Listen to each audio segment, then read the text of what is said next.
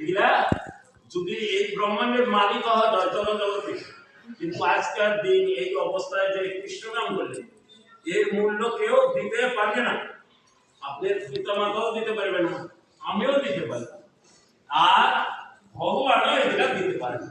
ভক্তের জন্য ভগবান এমনই যাই হোক, সবাই উচ্চ দিকে যান, আর সবাই পিতা মাতার কথা শুনবেন। বাড়িতে যা পিতা মাতার অবাধ্য হয়ে না, কারণ পিতা মাতাও আমাদের গুরু। যা বলে তাই শুনবে, খেলার মধ্যে না, মিথ্যা কথা বলবে না, সত্য পথে চলবে, আর সবসময় কৃষ্ণের গুণগান করবে, সবসময় কৃষ্ণের গুণগান করবে। ভাগবত গীতা পড়বেন। ভাগবত গীতা কে পড়েন বাড়িতে?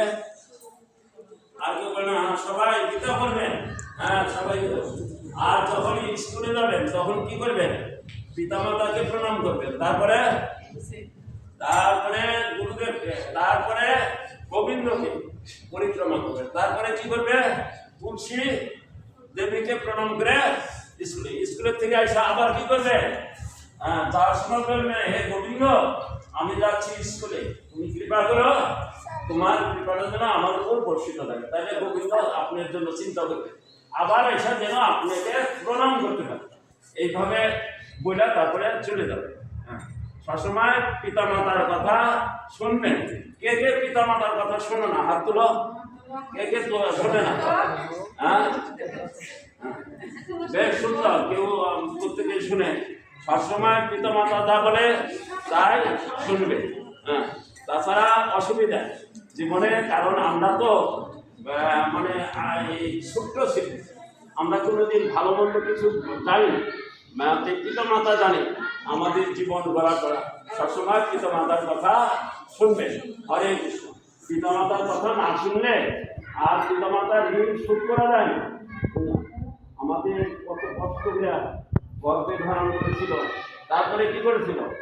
হ্যাঁ, আমাদের ছোট্ট বাচ্চা কখনো প্রস্তাব পায়খানা করছি, তাও কি করে?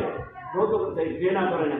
তাহলে তাদের শোধ করবার গেলে পিতা মাতার আনুগত্যে আমাদের সবসময় থাকতে হবে। তিনি যা বলেন সেইভাবে আমাদের ধৈর্য সহ্য করে আপনাদের কৃষ্ণনাম করতে হবে। হ্যাঁ, তাহলে মনে থাকবে। হ্যাঁ, আর তুলসী গাছে কে কে জল দেন? প্রতিদিন স্নান করার পর কি করবেন? তুলসী দেবীকে জল দেবেন। হ্যাঁ, আর তুলসী দেবীকে কি করেন? তারপর পরিক্রমা করতে হয়। কয়বার পরিক্রমা করেন? হ্যাঁ, 4-5 বার পরিক্রমা। পরিক্রমার পর তারপরে প্রণাম করবেন। প্রণাম করেন কারা? প্রণাম, তারপর করবেন প্রণাম। প্রণাম করার পর তারপর তুলসী দেবীর রজ কি, তারপরে এই মস্তকে দিবেন, কণ্ঠে দিবেন, কপালে দিবেন, দিয়া তারপরে তুলসী দেবী প্রতিদিন যদি জল সেচন করা যায়, তারপরে কি করা যায়? ওই সেবার গতিকে ভগবান আমাদের পাপ মুক্ত করে দেয়। সকালবেলা উঠে যে কোনো অবস্থায় থাকুক না কেন, ওই তুলসী দেবীকে সবাই প্রণাম করবে। আর কারো বাড়িতে যদি পিতা মাতা প্রণাম না করে, সবাইকে প্রণাম করতে বলবে। হরে কৃষ্ণ। আর আস্তে আস্তে যে বাড়িতে ধরেন মাছ টাছ কি খায়, সে বিষয়ে আপনারা সচেতন হবেন বলে, তাহলে কি করবেন? তাহলে আর আপনারা ওই যে পাপ যে অনুসার করে আমাদের সংসারে যদি হয়, আমাদের ধরেন জীবন আয়ু কমে, আমাদের পাপ নিহিত থাকে, সংসারে লক্ষ্মী বসবাস করার অসুবিধা থাকে। হ্যাঁ, ভগবান তাদের হাতে কি সেবা গ্রহণ করেন। আর আমরা প্রসাদ পুজো হলে ভগবান কি করবে? আমাদের হাতে সেবা গ্রহণ করবে। তাহলে প্রসাদ পুজো হওয়ার সবাই চেষ্টা করবে। হরে কৃষ্ণ। এখন আপনারা হলেন পরম বৈষ্ণব, আমি হলাম একজন অভাগা, এবং আমার মতন অভাগা কেউ নেই, পাপী কেউ নেই।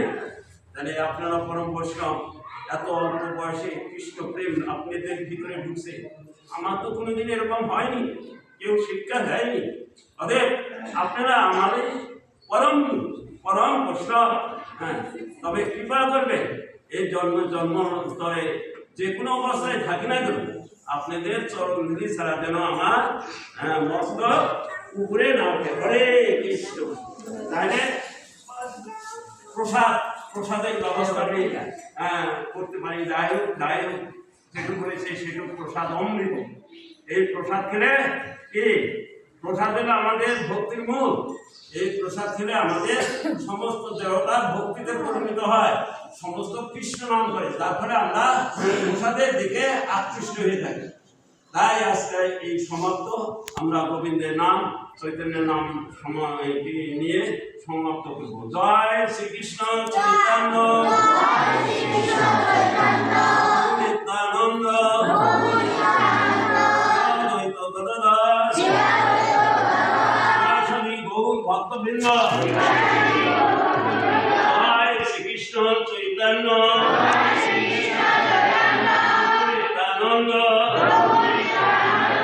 অদ্বৈত গদাধর শ্রী গৌর ভক্তবৃন্দ। হরে কৃষ্ণ কৃষ্ণ কৃষ্ণ হরে হরে হরে রাম রাম রাম হরে হরে হরে কৃষ্ণ কৃষ্ণ কৃষ্ণ হরে হরে রাম হরে রাম হরে হরে রাধা মদন মোহন কি की भगवान की तत्व की